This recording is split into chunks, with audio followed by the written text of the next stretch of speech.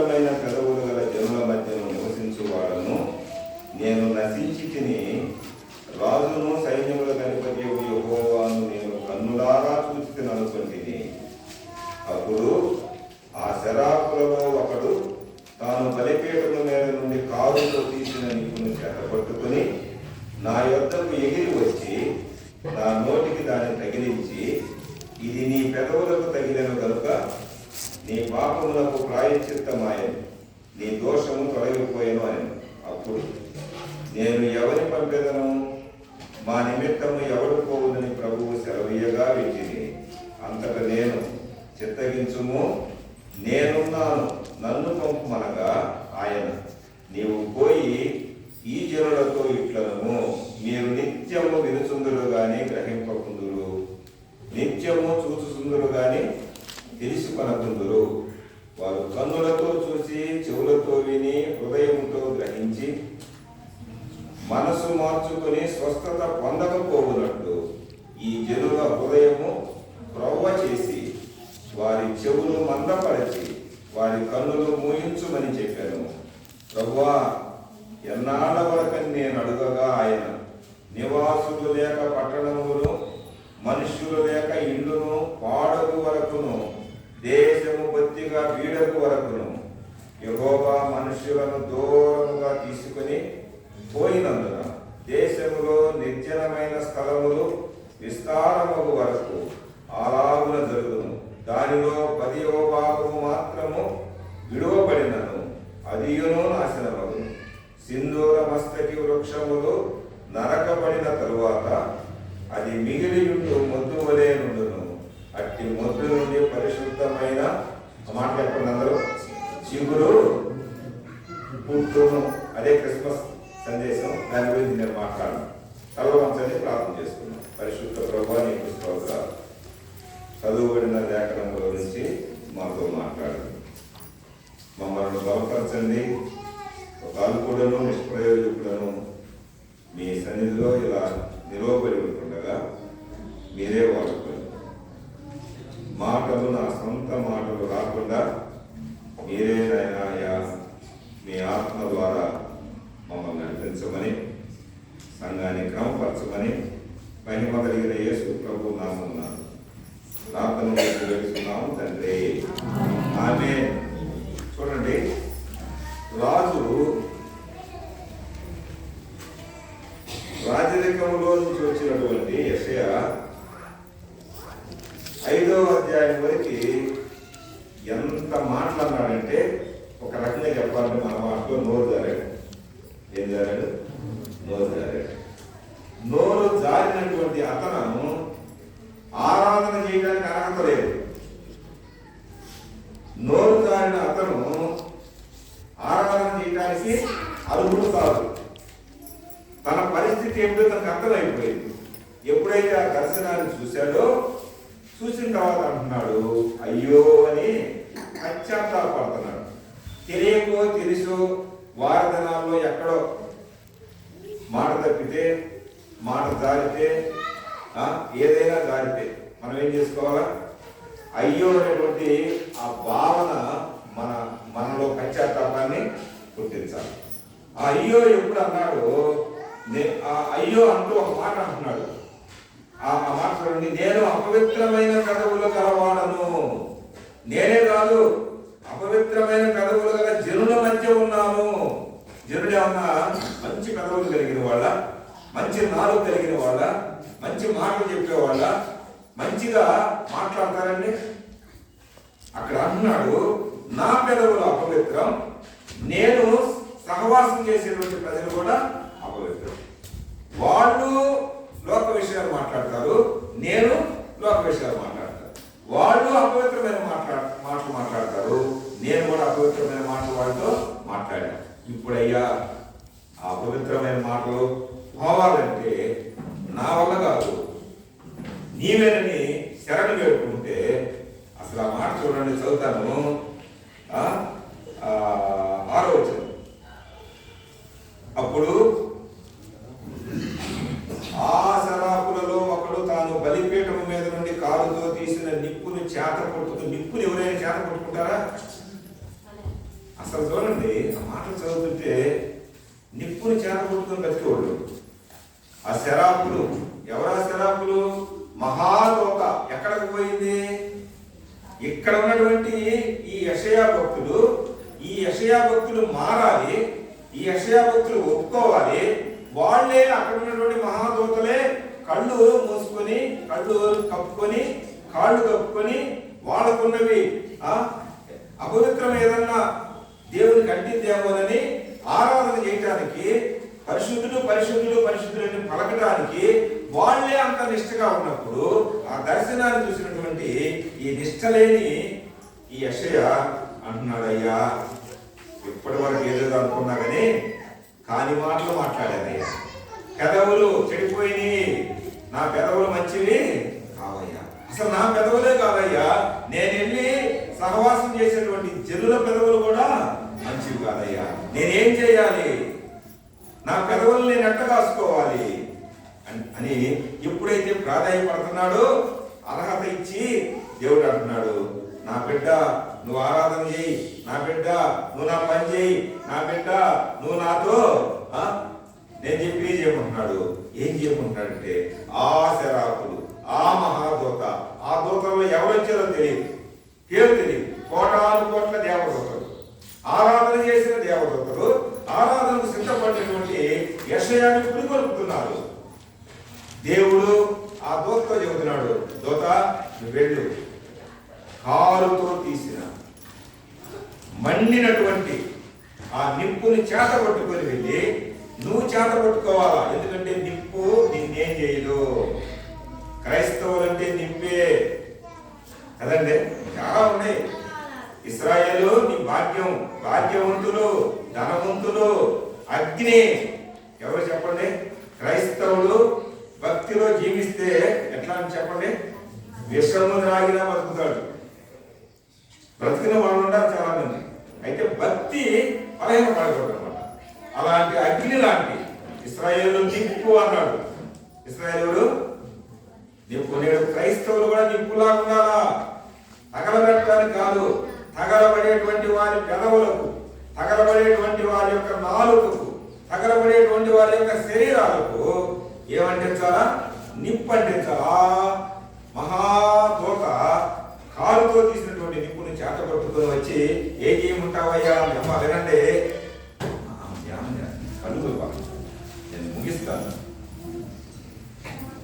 ఆ నిప్పుని తీసుకొని వచ్చి ఎవరు తెలిసి చెప్పండి? యెషయాకి ఎందుకు? చాలా మంది ఉన్నారు కదా పెదవులు కలిగిన వాళ్ళు. యెషయా చెబుతున్నాడు, అయ్యో నేను అపవిత్రమైన పెదవులు కలిగిన వాడిని, నాతో పాటు ఎవరున్నారు?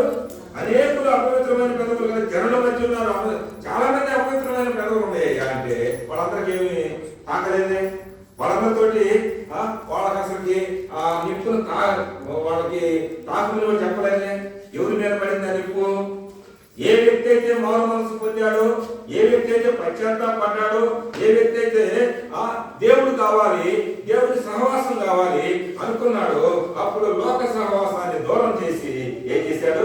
నిప్పు, దేవుని వాక్యం నిన్ను నన్ను బ్రతికించాడు. అదే ఆది యందు వాక్యము ఉండెను, వాక్యము దేవుడై ఉండెను. యోహాను సువార్త. ఆ వాక్యమే శరీరధారి అయి, ఆ వాక్యం శరీరధారి మన మధ్య నివసించను అయిపోయింది. ఆ వాక్యం అంటే ఏంటిదా? నిప్పు. అర్థం కాదు ఇంకా. వాక్యం చదువుతా ఉంటే మనలో ఉండేది తగలబడిపోవాలి. వాక్యం చదువుతా ఉంటే మనం లంచం తీసుకుంటున్నాం అనుకోండి, వరకు అట్లా లంచం అయిపోవాలి. మనం అపవిత్రమైన మాటలు మాట్లాడుతున్నాం అనుకోండి, ఆ మాటలు ఏమైపోవాలా? చదువుతా ఉంటే అది నాకు అనుకోవాలి. నాకు అంటే అలా అక్క భలే ముందు మాట్లాడింది, ఈ అన్న భలే, ఈ అన్న నీ అన్నది మనం చూసుకోండి. ముందు మనం గడుపుకుంటే ఆన సంగతి ఎందుకు, ఆక సంగతి నీకెందుకు? కారుతో తీసినటువంటి ఆ మహాదూత చేత పట్టుకుని వచ్చి ఎవరి దగ్గరికి వచ్చింది? ఎవరైతే అడుగుతున్నారో, ఎవరైతే అపవిత్రమైన పెదవులు కలిగిన వాడు, నేను మోసగాడయ్యా, నేను పాపాత్ముణ్ణి, నేను అయోగ్యుణ్ణి, నేను పనికిరాను అని ఏ యెషయా అయితే ప్రవక్తైన మానవుడే కదండి. ఎవరైతే అడుగుతున్నాడో ఆ యెషయా దగ్గరికి వచ్చి ఏం చేశాడు? ఆ నిప్పుని పెదవులకు తగిలించాడు. అంటే చదువురా బాబు, నువ్వు అందరికి చెప్పడం కాదు, ప్రవచనాలు చెప్పడం కాదు, చదువు. ఏం చదవాలి? దేవుక్తి ఏం చదవాలి? ఆ దినాల్లో బైబుల్ ఏం చదివిన వాళ్ళకి ఉందా? బైబుల్ ఇంకా దేవుని వాక్యం, దేవుని దర్శనం, ఆ స్వరాన్ని విని ఆ దర్శనాన్ని అయ్యా అనగానే ఆ మహాదూత ఏం చేసింది చెప్పండి? తీసుకొని వచ్చి యెషయా పెదవులకు తగిలించగానే యెషయా ఏమయ్యాడు చెప్పండి? ఒప్పుకున్నాడు కాబట్టి ఏమయ్యాడు? కనికరించబడ్డాడు. ఎవరైతే ఒప్పుకుంటారో వాళ్ళ పాపాలు క్షమించబడతాయి. ఎవరైతే ఒప్పుకుంటారో వాళ్ళు కనికరించబడతారు. ఒప్పుకోకపోతే అర్థం చేసుకోండి. చూడండి, అక్కడ పరలోకములో దేవదూతలు ఒప్పుకున్నారు. ఏమని ఒప్పుకున్నారండి? మేము మంచివాళ్ళం కాదయ్యా అని కళ్ళు పూసుకున్నారు. మా కాళ్ళు మంచి కాదయ్యా అని దాచి ఆ హృదయంతో ఆరాధన చేశారు. ఇక్కడ ఎవరండి? యెషయా భక్తుడు నేను మంచివాడు కాదయ్యా, నా పెదవులు మంచివి కాదు, నేను సహవాసం చేసేవాడు పెదవులు మంచివి కాదంటే ఎవరైతే కోరుకున్నారో, ఎవరైతే ఆలోచన చేశారో, ఆలోచన చేసినటువంటి ఆ యెషయా దగ్గరికి ఆ దూత వచ్చి ఏం చేశారు చెప్పండి? కారుతో తీసిన నిప్పును చేత పట్టుకుని నా యొక్కకు ఎగిరి వచ్చి, ఎట్లా వచ్చారు చెప్పండి? వాక్యం అదే ఎగిరిద్దండి. చదువుతా ఉంటే మనలో ఉన్న పాపాలని ఏం చేస్తుంది చెప్పండి? ఏ దోషం ఉందా, ఏ అన్యాయం ఉందా, ఏ కొంచెం లోపం ఉన్నా దాన్ని ఏం చేసింది చెప్పండి? వాక్యం కలిగిద్ది. వాక్య దర్శనం, దేవదర్శనం అనేది నిజం కనపడతారు, నాకు తెల్లగా కనపడతారు, నల్లంగా కనపడ్డారు, ఈ కాదు, ఈ కనపడటం కాదు. దేవుని వాక్యం తీసుకెళ్తా ఉంటే చూడండి, కారుతో తీసిన నిప్పును చేత పట్టుకుని నా యొక్కకు ఎగిరి వచ్చిన నోటికి దాన్ని తగిలించి ఏం చేయాలండి? తగిలించాలా. వాక్యాన్ని ఏం చేయాలి చెప్పండి? ఏదో పేపర్ లాగను, లేకపోతే ఇంకా అలా కాదు, వాక్యాన్ని హృదయానికి తగిలించాలా. హృదయం బాగాలేకపోతే హృదయాన్ని తగిలించాలా, పెదవులు బాగలేకపోతే పెదవులకు తగిలించాలా, మన కళ్ళు బాగాలేకపోతే చెప్పండి అయ్యా చెప్పండి, కళ్ళు బాగాలేకపోతే దేన్ని తగిలించాలా? కళ్ళు తగిలించాలా. చెయ్యి బాగలేకపోతే చేతి తగిలించాలా. నీ శరీరంలో ఉన్న ఏ అవయవాలు బాగలేకపోతే, ఏది అపవిత్రం ఉందో దానికి ఏం చేయాలా? తగిలించాలా. ఈయనకి ఏం తగిలించారు? ఎవరు ఒప్పుకుంటున్నాడు? నా పెదవులు మంచి కాదంటున్నాడు. చూడండి, ఎగిరి వచ్చి నా నోటికి దాన్ని తగిలించి ఇది నీ పెదవులకు తగిలింది కనుక నీ పాపమునకు ప్రాయశ్చిత్తమాయెను. ఎవరు చెబుతున్నారు ఈ మాట? దూత అంటుంది. యెషయా ప్రభు దూత అండి. ప్రభు దూత అంటే కొన్నిసార్లు యేసు ప్రభు సాదృశ్యం కూడా చెప్పుకోవచ్చు. అన్నిసార్లు చూడండి, నీ పాపమునకు ప్రాయశ్చిత్తం. ఎవరైతే పాపాలు ఒప్పుకుంటున్నారో, ఎవరైతే తన లోపాన్ని, తనలో ఉన్న దోషాన్ని, తనలో ఉన్నటువంటి ఆ విషపు బీజాన్ని ఒప్పుకుంటున్నారో, విషానికి విరుగుడు వచ్చి చూడండి అక్కడ ఇది నీ పెదవులకు తగిలేను కనుక నీ పెదవులకు. ఎవరి పెదవులకు? ఎవరైతే పెదవులు అపవిత్రం అన్నారో, ఎవరైతే ఒప్పుకోవడానికి ఇష్టపడ్డారో, ఎవరైతే ఆయన దగ్గరికి రావడానికి ఇష్టపడ్డారో ఆయనకు ఏం జరిగిందో చూడండి. ఇది నీ పెదవులకు తగిలేను కనుక నీ పాపమునకు. పెదవులకు తగలమైంది, పాపం పోవటమైంది. అర్థం చేసుకోండి, ఎంత శక్తి కలిగిన దేవుడు అండి. అమ్మా బాబా మీ పేరు పరిస్థితి సార్ ఇక్కడ దేవుడిస్తా అమ్మా ఇది నీ పెదవులకు తగిలను. ఇప్పుడు మనకున్నటువంటి ఏంటంటే అయ్యా నేను నిద్రపోతున్నా, నా నిద్ర అయ్యా ఇక రాత్రి బాగా నిద్ర లేకుండా చేయాలి. వాస్తవాలు కూడా ఏంటంటే ఆరాధనకు వచ్చి నిద్రపోతున్నాం అంటే మనం ఎంత ఆలోచన, మనం ఇది అనుకోవటం కాదు. అర్థం చేసుకోండి, ఆరాధనలో శ్రేష్ఠుడు ఆయనే. ఒక రాజు కుమారుడు రాజు కావాల్సిన ఆయన ప్రవక్త అయ్యి పొరపాటు చేస్తూ ఉంటే ఆయనకు తగిలితే ఆయన ఏం చేసుకుంటున్నాడు, సరి చేసుకుంటున్నాడు. మనం ఎన్నిసార్లు ఏదో గోడలో అనుకుంటాం, లేకపోతే ఇంకేం చేస్తాం చెప్పండి. అర్థం చేసుకుని ఇక్కడ రండి. నీ పాపములకు ప్రాయశ్చిత్తమైన నీ దోషం,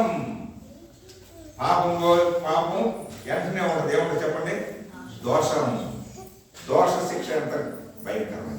నీ దోషము తొలగిపోయింది. ఏమైపోయింది చెప్పండి, ఎక్కడ పోయింది? నోట్లో నుంచి బయటకు వెళ్ళిపోయింది, ఇక తొలగిపోయింది. ఇక నీ నోట్లో నుంచి బూతులు రావు, నీ నోట్లో నుంచి అపవిత్రమైన మాటలు రావు. నీ నోరు ఏమైంది, బాగుపడింది. నోరు బాగుపడితే ఒక ఆయన నోరును బట్టి చెప్పవచ్చు నీ ఊరు ఎంత మంచిదో అంటారు కదా సామెత. మరి మన ఇల్లు ఎట్లాంటిదో, మన నోరు ఎట్లుందో చూడండి. మన ఊరికి యెషయాకి ఆపాదించకూడదు. ఆ వాక్యం మనకే, అది మనకేనండి. ఈ నిప్పు లాంటి వాక్యం బైబిల్. చూడండి, నేను నీ దోషము తొలగిపోయిన నేను అప్పుడు ఇక చూడండి, దోషం పోయింది, పాపం పోయింది, అపవిత్రత పోయింది.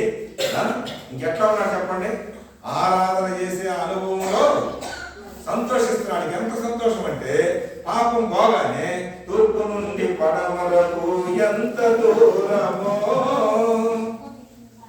అంత దూరము పోయను నా పాప భారము.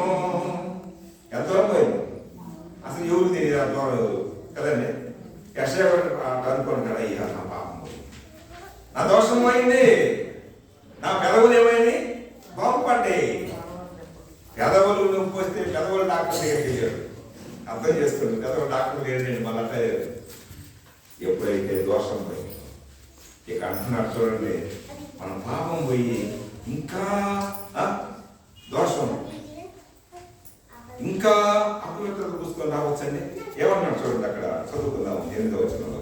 నీ దోషము తొలగిపోయిన నేను అప్పుడు నేను ఎవరిని పంపేదను, మా నిమిత్తము ఎవరు పోవునని ప్రభువు సెలవీయగా. అక్కడ జరుగుతుంది సంభాషణ. ఏం జరుగుతుంది? ఎవరు పోతారు పనికి? ఎవరు పోవాలా? ఎవరు పని చేయాలా?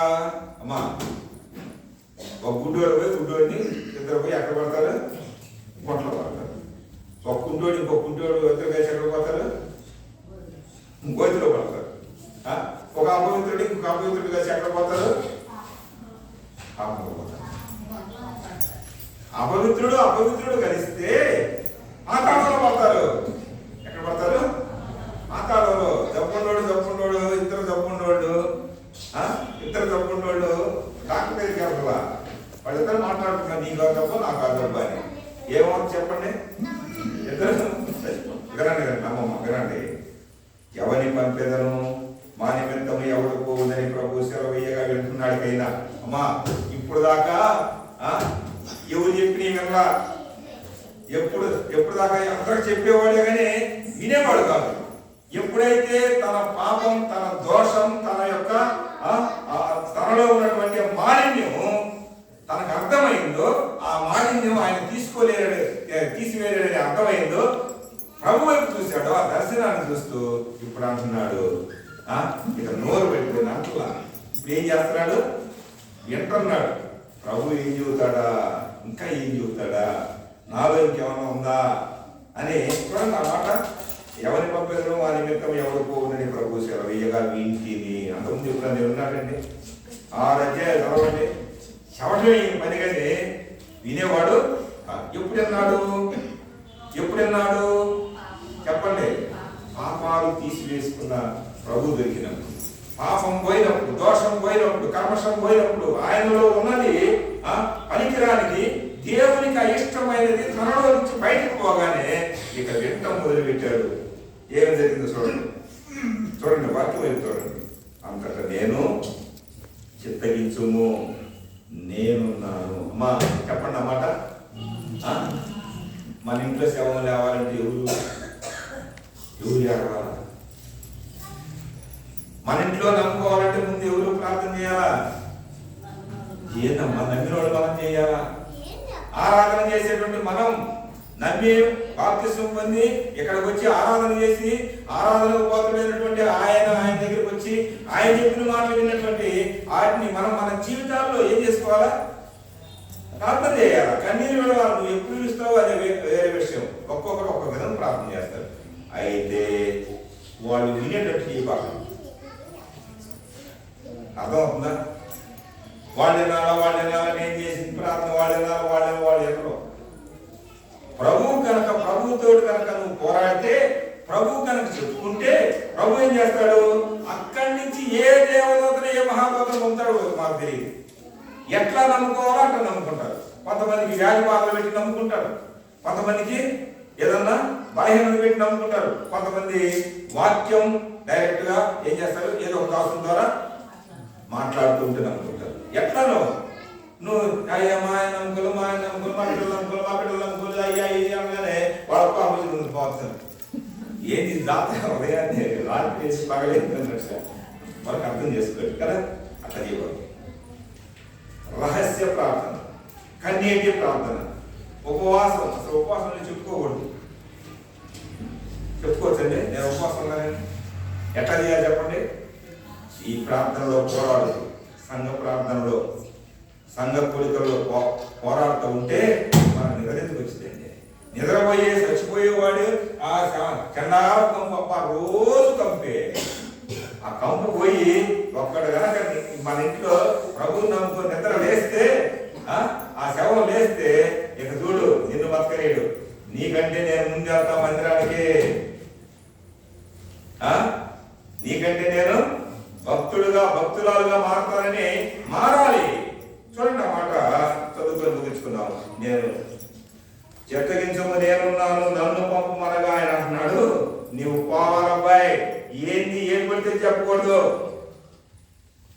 ఇంతకుముందు ప్రజలే దండించినట్టు దండించకూడదు. ఏం చెప్పాలి చూడండి? నీవు పోయి ఈ జనులతో ఇట్టను. కఠినమైన మాటలు చెబుతాడు. ఏం చూడండి? మీరు నిత్యము వినుచుందురు కానీ గ్రహింపకుందురు. ఈ మాట చెప్పడానికి పడతారు. ఏందయ్యా వింటారు? గ్రహింపు లేనివాళ్ళు, జ్ఞానం లేనివాళ్ళు, బుద్ధి లేనివాళ్ళు నేను చేసేవాళ్ళు అన్నట్టు చెప్పాలి. చూడండి ఏముంది అక్కడ? మీరు నిత్యము వినుచుందురు కానీ గ్రహింపకుందురు, నిత్యము చూసుకుందరు కానీ తెలుసుకోనకుందురు. ఎన్ని మాట్లాడుతుంటే ఎట్లుంటే చెప్పండి? వాళ్ళను బీపీ పెంచుతాయి. వాళ్ళను ఏం చేస్తాయి చెప్పండి? ఆవేశాన్ని ఎక్కువ చేసేటట్టు చేస్తాయి. చూడండి అని చూసుకుందరు కానీ తెలుసుకోనకుందురు. వారు కన్నులతో చూసి, చెవులతో విని, హృదయంతో గ్రహించి మనసు మార్చుకొని స్వస్థత పొందకపోతున్నట్లు ఈ జనుల హృదయం క్రోవ చేసి, వారి చెవులు మందపరిచి, వారి కన్నులు మూయించమని చెప్పి ఇవన్నీ కఠినమైన మాటలు. ఇదిగో వాళ్ళ దగ్గరికి వెళ్ళు మందమతులాగా, వాళ్ళ దగ్గరికి వెళ్ళు గుడ్డోళ్ళలాగా. అసలు అయ్యా నేనున్నాను, నాకు ఇంత పని అప్పుడు అనుకోవాలి. ఆయన అనుకున్నాడండి. సత్యం అంటే అదే. దేవుని దగ్గర దేవుడు మాట్లాడుతూ దేవునితో చెబుతా ఉంటే అదే చెప్పాలా. నేటి ప్రసంగులు ఏం చేస్తున్నారు? ఆ యూట్యూబ్, ఈ యూట్యూబ్ ఎంత అంటున్నా ఈ ట్యూబ్లన్నీ వచ్చేసరికి అసలు ట్యూబ్ పోతుంది. దేవుని దర్శనం అవసరం. నువ్వు వెళ్ళు, వాక్యం ఉన్నదన్నాడు చెప్పు. ఉన్నదన్నాడు చెప్పు. మా మందిరానికి చూడాలంటే ఇది కదా. ఇప్పుడు మందిరం నిండాలి, మా దేవుడు పండాలి. మేము ఎప్పుడు క్రిస్మస్ ఏంటిది ఇదేంటి నేటి చూడండి. ఇంకా 2 మాటలు చెప్పి నేను ముగిస్తా. చెవులు మందపరిచి వారి కన్నులు మూయించమని చెప్పాను అంటున్నాడు. అయ్యో అన్నాడు చెప్పాలయ్యే. ఇట్లాంటి కఠినమైన మాటలు, ఎంత కష్టమైన మాటలు. నిద్రపోయేవాళ్ళు ఏమన్నారు? నిద్రపోతూ అన్నారు. చెప్తున్నాడు అనుకో, తిండిపోతూ అన్నారు. ఏది లోపం ఉంటే ఆ లోపాన్ని ఏం చేయాలా? ఎదురుగానే చెప్పాలి. నువ్వు ఎంత ఉండిచ్చావే? అయ్యో నేను చెబుతున్నాను విను. నువ్వు బాగుపడ్డావు. వాళ్ళకి కఠినంగా చెప్పని వాళ్ళు వినరు, చూస్తూ ఉంటారు. కానీ ఏందోనే అనుకుంటారు, చూస్తారు. మీరు చూసి నాశనం అవుతారని చెప్పాలంటే మాట్లాడుతుంటాయి. అక్కడ చూడు ఏమంటున్నాడు? ఎన్నాళ్ళయ్యా, ఎన్నాళ్ళు చెప్పాలి? సచ్చి సాగు చెప్పు. ఎప్పుడు దాకా? నువ్వు తెచ్చిందాక చెప్పు. ఎప్పుడు దాకా చెప్పాలండి? అర్థమవుతుంది ఆ మాటలు. ఎవరికి మాటలు? రాజరికాన్ని వదిలేసి ఏదో ప్రవక్తే అందరి మీద దుమ్మెత్తి పారేయచ్చు, నేనే మాట్లాడే చరిత్ర అని అనుకొని నోరు పడిపోయింది. నోరికి పక్షపాతం వచ్చింది. ఇట్లా చెబుతున్నాడు ఆ భాషలో. ఎప్పుడైతే వచ్చింది అయ్యా అన్నాడు, ఆ కాలుతో తీసిన నిప్పు తగిలించగానే ఇప్పుడు అసలైనటువంటి భాష వచ్చింది. అసలైన భాష అయితే ప్రభు అంటున్నాడు, నువ్వు వెళ్ళి నువ్వు చచ్చిపోతావు, నువ్వు నాశనం అవుతావు, నీ కళ్ళు ఉన్నాయి కానీ కుంటోడివి, నీ కాళ్ళు ఉన్నాయి కానీ కుంటోడివి, నువ్వు చూస్తావు కానీ గ్రహించవు, నువ్వు వింటావు కానీ నేను ఈ మాట చెప్పాలంటే ఎన్నాడు చెప్పేదయ్యా. ఎందుకంటే భయపడుతున్నాను, అయిపోయింది. ఎన్నాడు చెప్పాలయ్యా, ఎందుకంటే అంతకుముందు చేసినవి ఉన్నాయిగా. ఎన్నాడు అంటే ఎందుకు వచ్చినాడు? అక్కడ మొద్దు నుంచి ఏం పుట్టాలా? చిగురు పుట్టాలా. ఎండిపోయిన మొద్దులు ఉన్నాయి ఇళ్లలో, నశించిపోయిన ప్రజలు ఉన్నారు, దోషభరితమైన ప్రజలు ఉన్నారు, పనికిరాని వాళ్ళు ఉన్నారు. పోయి చెప్పు చెబుతాను. ఎందుకని నోటికి ఏం తగ్గింది చెప్పాలమ్మా. ఏ లోపం ఉందో ఆ లోపాన్ని పోగొట్టి ఇక నిప్పులాగా నువ్వు చూడండి. కొద్దిగా వీడకు వరకు యెహోవా మనుషులను దూరంగా తీసుకొని పోయి అసలు ఇదిగో వాడు విన్నా వినకపోయినా నువ్వు వెళ్ళు, ఊరి మీద పడు. ఏం చేయాలా? అయ్యా పట్ల నేను ముగించాలి, టైం కదా, ఇంకొక 5 నిమిషాలు లేదు, ముగించాలి కదా, 4 నిమిషాలు.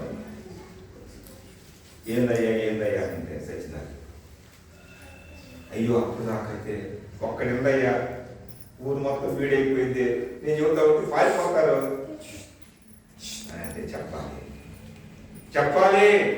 నీ ఇంట్లో మొత్తులు ఉన్నాయి, నీ ఇంట్లో ఎండిపోయిన వాళ్ళు ఉన్నారు, నీ ఇంట్లోనే అని ఎప్పుడైతే ఒక విశ్వాసిగా మార్చి, ఒక పవిత్రుడుగా మార్చి, ఒక భక్తుడుగా మార్చి ఏం చేశాడు చెప్పండి? దేవుడు ఏం చేశాడంటే ఆ మాట 13వ వచనం చదువుకొని ముగించుకుందాం. దానిలో 10వ భాగం మాత్రం విడువబడినను అది నాకు చాలా పెద్ద ప్రసంగంగా నేను ఉపదేశిస్తున్నాను. సింధూర మస్తకి వృక్షములో నరకబడిన తరువాత అది మిగిలి ఉండు మొద్దు వలె ఉండును. అట్టి మొద్దు నుండి పరిశుద్ధమైన చిగురు. ఇదిగో నువ్వు ఎంతగా పనిచేయాలి చూసా, సచ్చిలో లేవాలా. మొద్దు ఇది ఏం లేదు, ఇది మారేద్దాం అనుకునే అక్కడ కాదు. మొద్దులో నుంచి ఏముంది? చిగురు పుట్టింది. అంటే ప్రభువు పుట్టారు. అసలు మన ఇళ్లలో మారు మనసు పొందారంటే నిజంగా క్రిస్మసే కదండి, అవునా కాదా? ఒక్కరు మారు మనసు పొందితే, ఒక్క శవానికి జీవం వస్తే, ఒక్క శవానికి నిత్య జీవం వస్తే, ఒక్కరు భూలోకంలో పరలోకం ప్రభువుని నమ్ముకుంటే అది చెప్పండి క్రిస్మసా కాదా? అదంటే 365 రోజులు చేసుకోవచ్చు. మనం రోజు ఒక నమ్ముకుంటాం అనుకోండి, క్రిస్మస్ చేయండి. ఏ రోజు అయితే ఎవరైతే తీర్మానం చేస్తారో ఆ రోజు క్రిస్మస్ చేయండి. తాళ్ళు కట్టుకొని నెలలో ఏదో వేసుకొని నాకు చెప్పింది ఏదో పడతారు. ఇది కాదు అమ్మా, చూస్తున్నా. ఒక రాజరికాన్ని వదిలేసి ప్రవక్త మంచోళ్ళు అనుకున్నప్పుడు నీ మంచితనం లేదురా బాబు అన్నాడు, నేను మంచోడు కాదయ్యా. ఎప్పుడైతే అయ్యో అని ఏడ్చాడో ఇక చూడు ఆయన జీవితం ఎట్లా ఫలభరితమైందండి. ఎక్కడ వెనక్కి చూపడదు. 6వ అధ్యాయం చివర 60 అధ్యాయం ఎక్కడ కూడా అసలు అర్థం చేసుకుందాం. అర్థమైందా? మన ఇంట్లో ఎవరున్నారు? ఎండిపోయిన మొద్దు. లేపుదామా? లేదా? తర్వాత ప్రార్థన చేస్తున్నాం. అర్థం చేసుకుందాం. మొద్దు